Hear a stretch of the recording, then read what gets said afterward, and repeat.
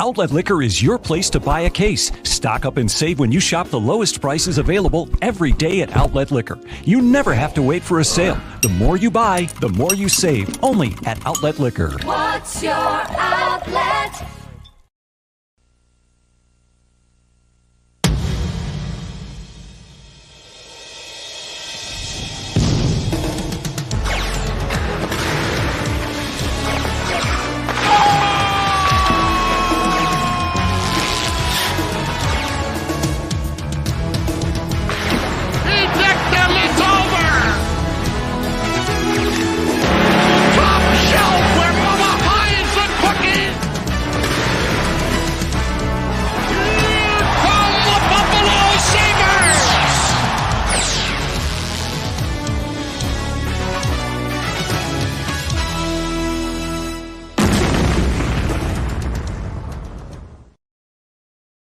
Folks, welcome back. It is March 23rd, and our Sabres are back in action at home against the Pittsburgh Penguins. Welcome to the Crossing Swords pregame show, brought to you by Outlet Liquor, the place to buy a case. Let's get our crew in here. Of course, we got Gatesy 35, we got Intern Vinnie, and we got Duane S39, all in the building. Sabres game night, boys, and it is a high that the Sabres fan base, foundation, and even this team is riding going into this matchup, Duane.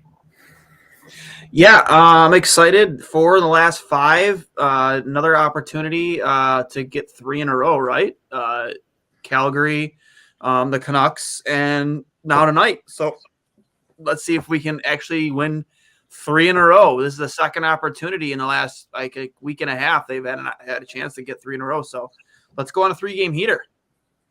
Yeah, it's been forever now since we've been able to say that, but they've been so close so many times this year to get in that third in a row. Tonight, at home against Pittsburgh, I think could be it.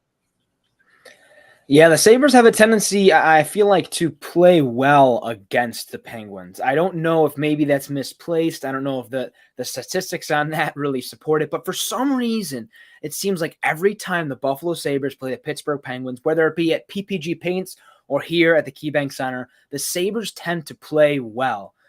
So I think, you know, obviously maybe you'd like to be playing the Coyotes tonight, but I think if there's going to be anybody, the Sabres seem to play well against the Penguins. So I sort of like their chances today. Hey, I like that as well. But I have to ask you a question, Vinny. Is Sidney Crosby playing? I don't know. I don't think he's hurt. Is he? I have no. I genuinely have no idea.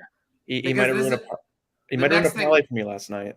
The next thing I have in my rundown is, does Crosby own us? Because I have some disturbing numbers I want to share with you, gentlemen. In 52 games played against the Buffalo Sabres, Sidney Crosby has 24 goals and 51 assists. That's 75 points, basically a 1.5 point per game pace against the Buffalo Sabres. So I hate to pose the question, but let's face it, we confront the truth here on Crossing Swords Pod. We do not hide from it. Does Crosby own us? Yeah. I mean, yeah. I mean, well, what's the heads up record though between us and Pittsburgh in those games? Probably not great. I think Crosby might own us more than the Pagulas do. Ooh. I feel like Crosby victimized Miller a little bit, though. I got to be honest. Like, I mean, even going back to that Olympic play, Winter Classic. No, yeah, I don't know. Is there Winter a goalie Classic and the Olympics? Yeah. I think, is there a goalie that Sidney Crosby hasn't victimized? I mean, I'd like to know just like the goalies. I know like there was a thing about Patrick Kane's, like this was I think it was in The Athletic like a year and a half ago, 2 years ago, about like all the goalies that Patrick Kane has scored a goal on or something like that. I'd like to see that for Sidney Crosby because obviously he was, I guess I'll say arguably the best player in the NHL for quite a few years. So, you know, it'd be interesting to see if there's a goalie Sidney Crosby hasn't really scored on that much. Maybe Marc-Andre Fleury, just because he played with him for so many years. But other than that, I can't really think of many goalies in the NHL that haven't seen Sidney Crosby fire a piece of rubber by him. That's very fair, and we want to confront it with the truth here, though. I do consult his career stats, where he has basically 1,400 points in 1,091 games, so he kind of owns everybody. So there's a good spin zone. It's not the Sabres for once are not alone in their shame when it comes to something in the NHL level. So with that said, I want to look ahead because we all want the Sabres to be good. We all need the Sabres to be good because this energy has been great. Focusing a little bit beyond tonight, but focusing on it as well as part of the next 5 games. Vinny, why don't you start us off? What would you take from these Sabres in the next 5 games record-wise, output-wise, to be like, you know what, the Sabres are playing good after these next 5?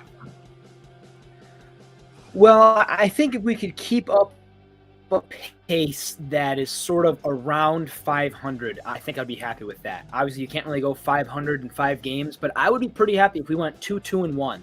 I would be pretty satisfied with that. Just because you want to see, I sort of talked about this a little while ago, just sort of tangible things that show that maybe it wasn't a mistake to not trade people at the deadline. It wasn't a mistake to not call up our guys from Rochester sooner. I would like to see us sort of keep pace with where we're at right now, just sort of hang right around 500 would be over the next 5 games. I would be very satisfied with that. If I'm allowed to pick and choose when we win those games, I would really love to grab a win next Friday night on April 1st for RJ night. That would be pretty big. But I think realistically, as much as you would love to win the next 5 games and, by 5-1 score, I don't think that's realistic. So I think going 2-2-1, I would be a happy camper if that's what I had after the next 5 games. Yeah, I mean, their next 5, they play pretty good teams like Washington, Rangers, Chicago, and Winnipeg. Pittsburgh tonight. 2 would be nice. If they could get 3 wins there, like that's a legitimate run for this team. Like, it's been a great month, but can they go above and beyond that and beat some more really good hockey teams? I think this is a really big stretch for the Buffalo Sabres. I thought I already answered. For me, the next 5 games, honestly, with the way they've been playing and the way they've been competing against the top teams in this league, as long as Craig Anderson's in that, I don't see any reason why you can't at least go 4-1. I mean, let's be real. Like, the way they've been playing against teams like Calgary, they when they had to play shutdown defense and play a very disciplined style of hockey, they were able to. And then you go into a game like in Vancouver where you pull out that win.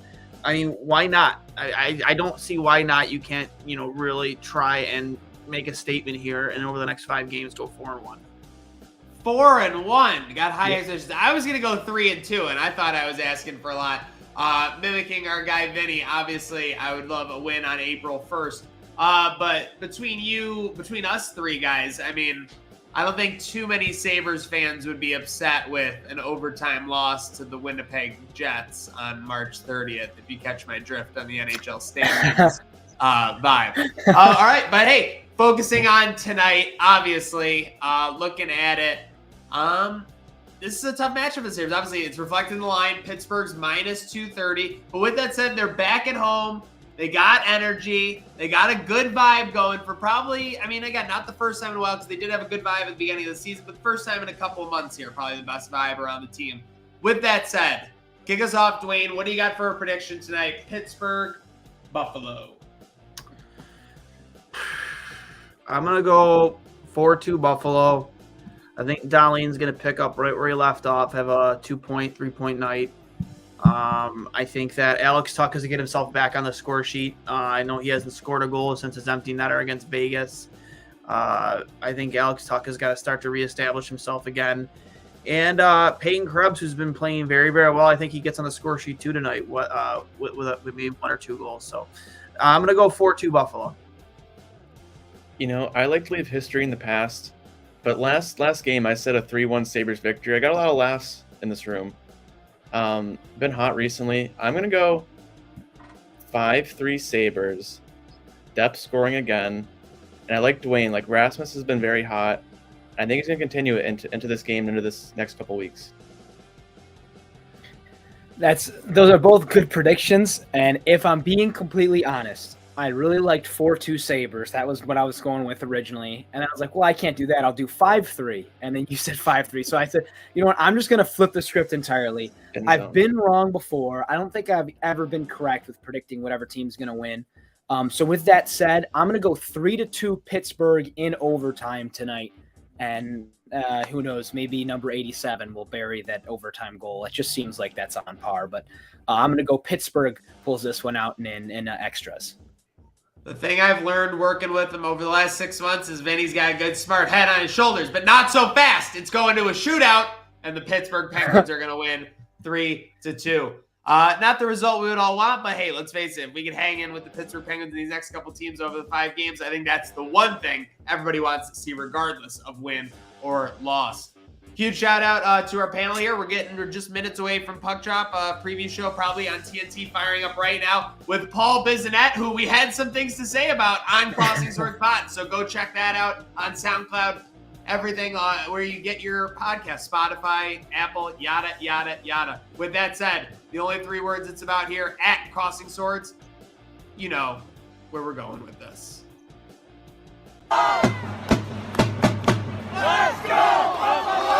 Let's go Buffalo.